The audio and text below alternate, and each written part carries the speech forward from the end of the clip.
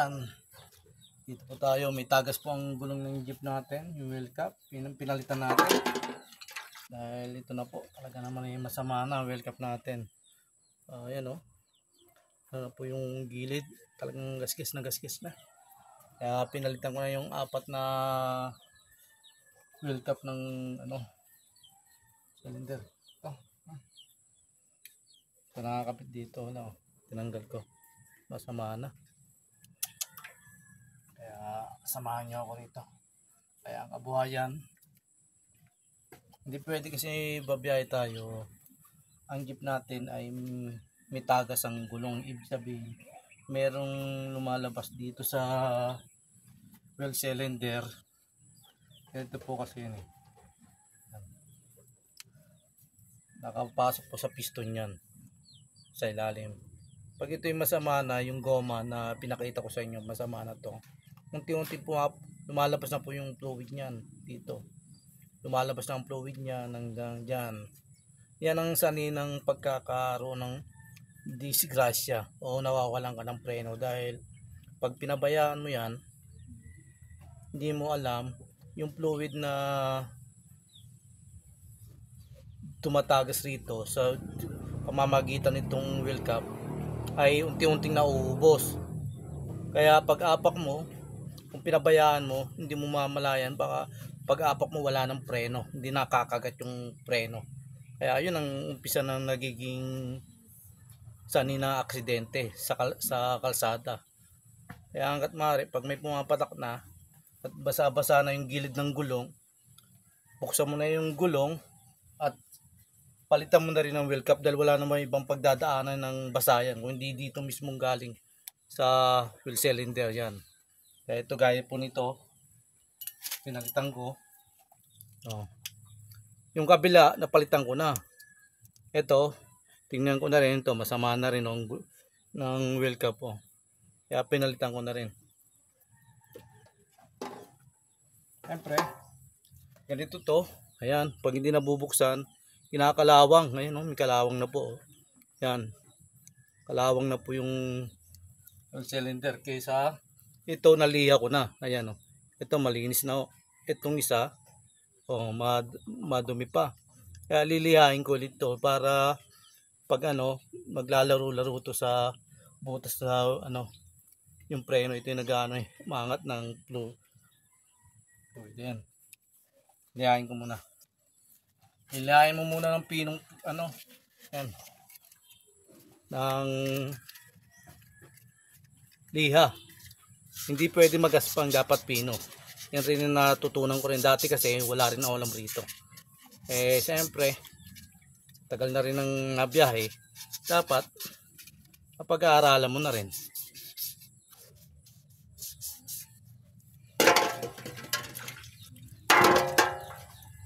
Diba? Pumuti-puti Pumuti-puti. Lihain pa natin, baka kulang pa.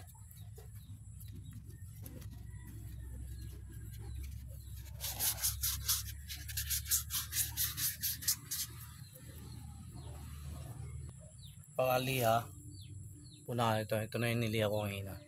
Yung malinis na. Wala na yung kalakalawa. Yan o. Pakaliha, punasan mo ng tuyong basa ha. Pagkapunas mo ng tuyong basahan, yan. Pagkapunas mo, lagyan mo siya ng may mga langis ka rin na pupunasan mo, lalagyan mo ng langis ang pinapalibot para dumulas, hindi kalawangin. Ito po. Kaya nito. Tapos lalagyan mo to ng langis dito sa gilid to. Yan. Lalagyan mo ng langis.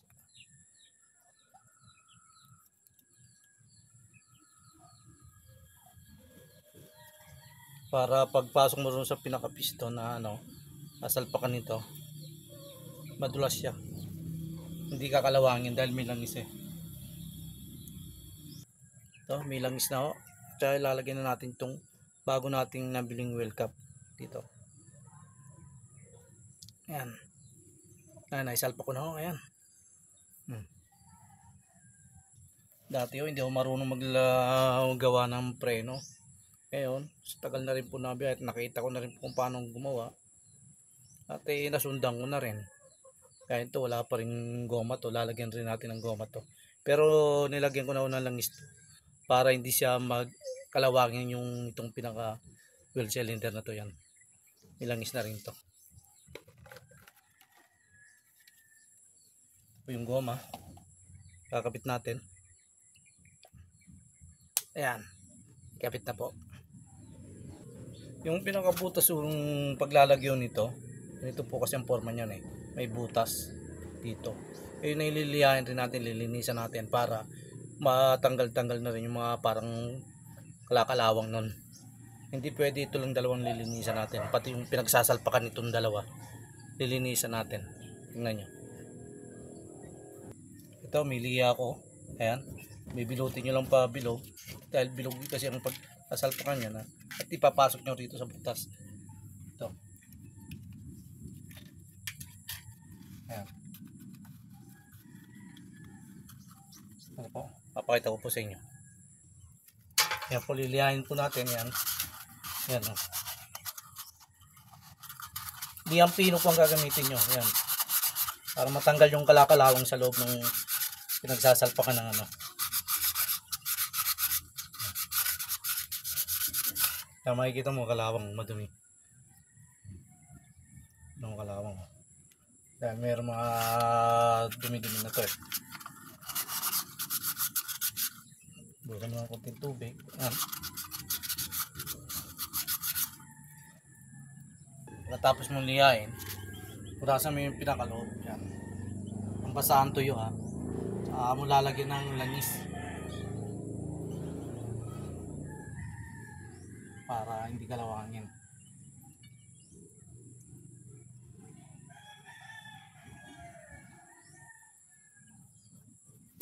Yan. Pause.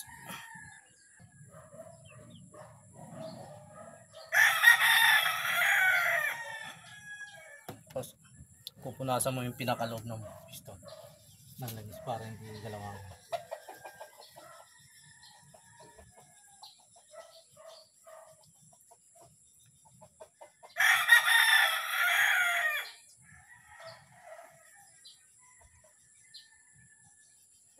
Ito, kaya ito lalagyan na rin natin ng langis pero dublan natin.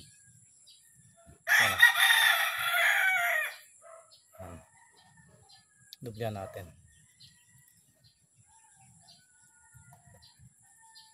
para hindi siya kalawangin.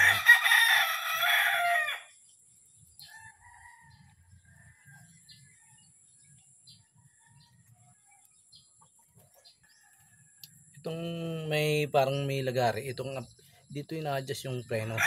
Dito mo susundutin, yan, dito mo susundutin. Dito mo ilalagay, yan. Yan ang sinabi ko, may langis. So yan. Pero hindi papasok yan, hindi papasok to kung hindi mo pa sisingawin yung bleeder dito dahil may hangin yan eh. Pag hindi mo binuksan yan, hindi mo may papasok yan, kaya bubuksan mo to. Yan, mahulog ko. Yan, naipasok ko na po. Ayan o. Ito, tsaka ito, naipasok ko na. Dahil dito ko binuksan ng bleeder. Yan. Yan. Paras na yung may ganito. Ito eh. Sa kabila, mayroon na rin. Ito, naipasok mo na. Ito may kakabit mo ngayon. Doon sa dalawa. Yan. Yan. Yan po. Ito po yung pinaka-pre. Ito po yung kumakapit dito. Yan. Forma nito ganito. Yan.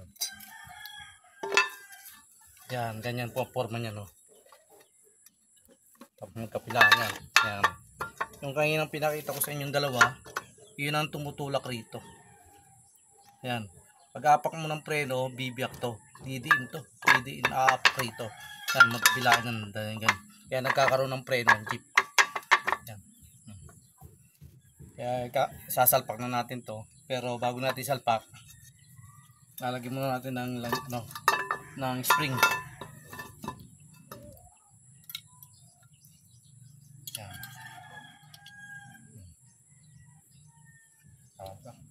Yan, ito.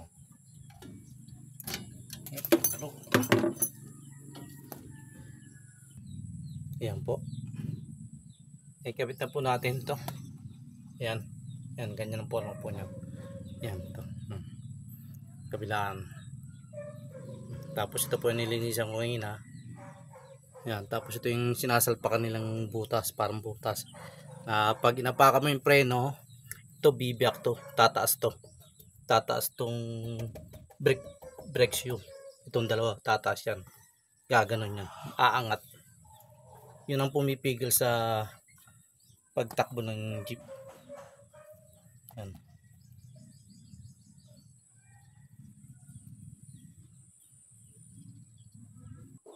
Ito po yung brake drum. Dito mo siya isasalpak yan. Yan. Sasalpak mo to siya dyan. Ito yung brake shoe na pinakita ko. Pag inapakan mo, dito tatama yung brake shoe dito yan. Bibiyak yan para pumigil dito sa pagtakbo ng gulong ng jeep. Kaya pag may tagas ng gulong nyo, tignan nyo maigi. Pag may tagas na kahit konti, palitan nyo na ng goma. Dahil hindi nyo alam, marami nang nababawas roon. At baka pag apak ng isang beses wala na kayong preno. Kaya dapat laging check ang gulong. Ito. Yan na po, naisalpak na po yung brake drum.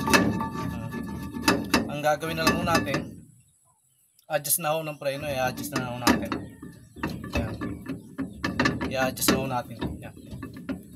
Pag-adjust mo, dapat pantay.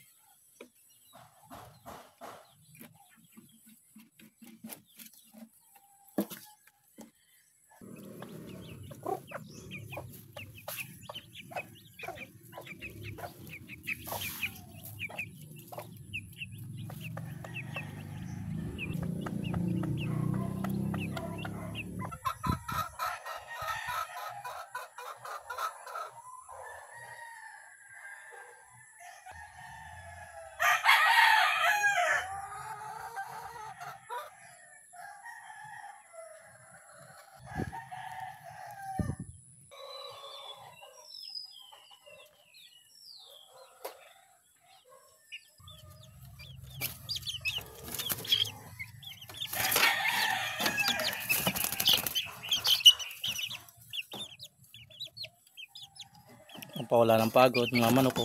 Ayan. Habang nagpapahinga yung mga sisiw ko, mga sisiw ng manok ko, pinapakain ko muna. Malalaki mamaya ako napakain.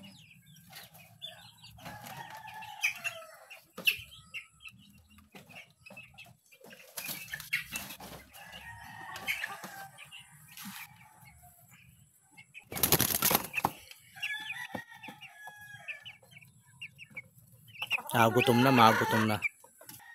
Habang nagpapahinga, ayan. Ito yung lalaki kong manok. Ayan. Dalawa to, dalawa. Ayan. Para sa lalaki. Ayan, mapakainin ko na rin to. Adjust tayo ng preno.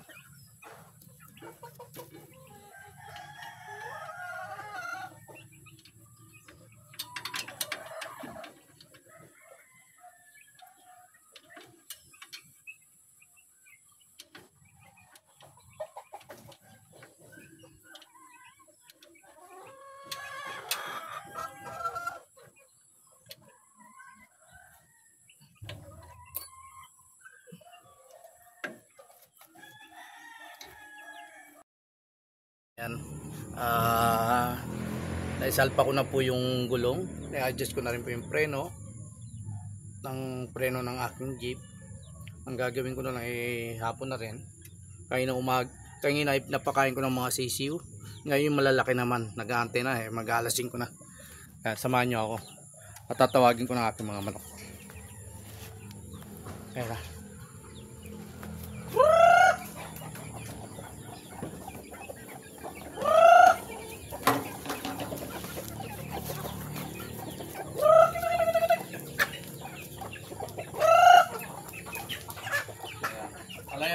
kabayan.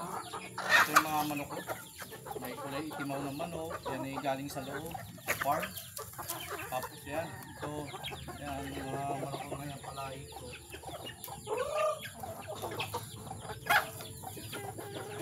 Napakain na ako.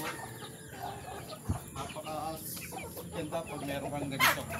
Meron kang nagkakabalaan na iba. Yan.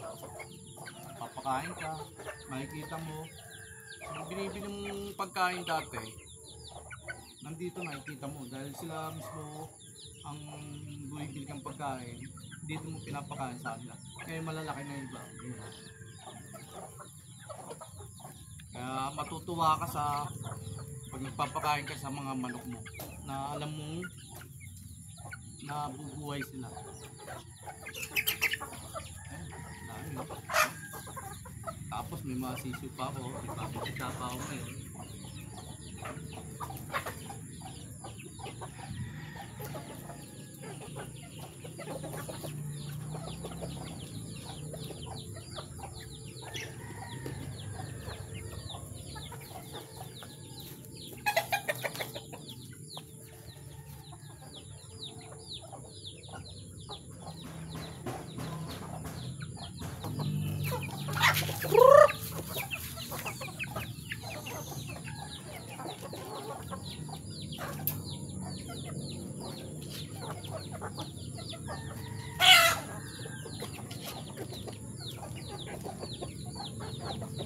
Parang yung mga sisiyo ko, umiyak pa, parang bitin pa sa kinain nila kanina, pakakainin ko ulit.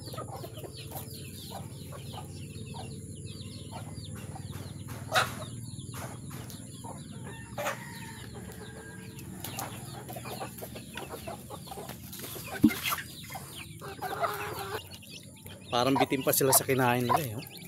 Yan nga, igutom pa sila oh. Yan. Yan.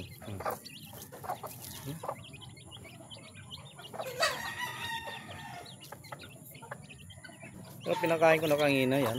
Ngayon bitin pa sila sa kinain nila. Kaya pinakain ko ulit.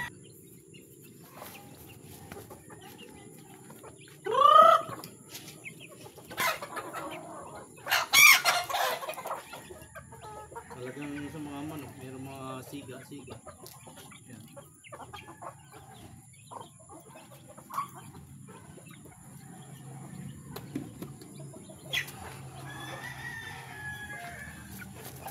Tapos yung tandang ko naman na 3 piraso, yun mga pakakainin ko. Ayan yung isa ko tandang, ayan. Ito yung kapatid niya. Yan ang kapatid niya. Yan. Ito yung tatay nila. Yan ang broodcock ko, ayan. Yan. Yan ang tatay nila, ayan. Ito naman ang 3 pakakainin ko. Special kasi ang kinakain ito eh.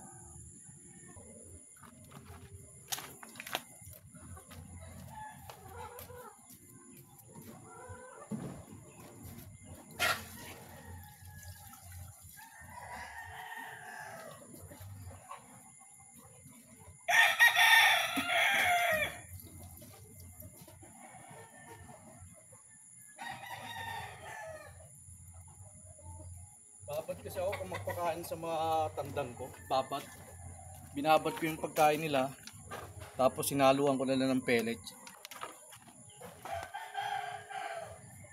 Parang bitin pa sila sa kinakain nila. Dadagdagan ko. Pakain ko sa kanila.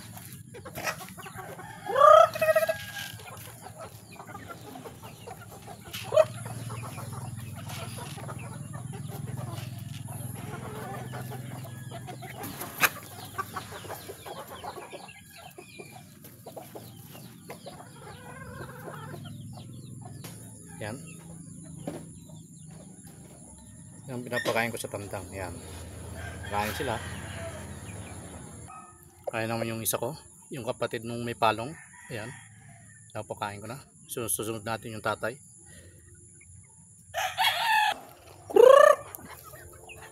Yan. Hindi biro ang pagmamanok. Dahil ang pagmamanok kasi hindi pwede yung sabi mo alpas lang. Hindi mo sila pakakainin. Kaya dapat meron ka rin kinikita sa araw-araw, meron kang pambiling pagkain ng mga manok mo. Yun lang, huwag masyadong sobra. Pag hindi mo naman kaya, sayang nga naman at mamamatay sila. Pinakain ko na rin.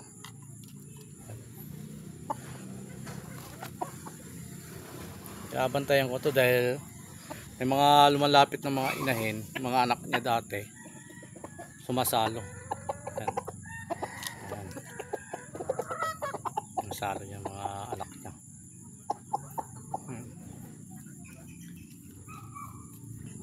Siya rin ang kumakasta dyan. Ayan, anak niya.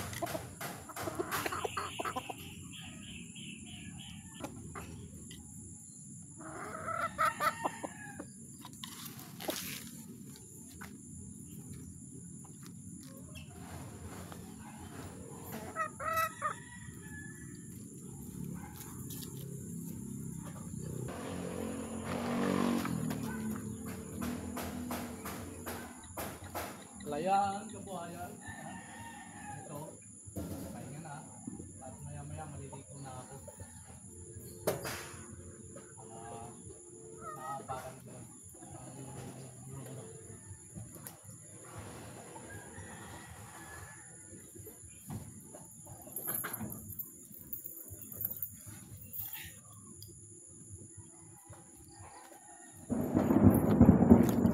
Kumukulog. Narinig nyo, kumukulog ngayon dito sa silang. Hindi ko alam kung sa ibang lugar ay ganyan rin. Pero ngayon kumulog biglaan narinig. Lakas Yan, may mga bulaklak naman yung mangga. Ayan, may mga bulaklak naman ng mga mangga rito. Tagbulaklak na naman.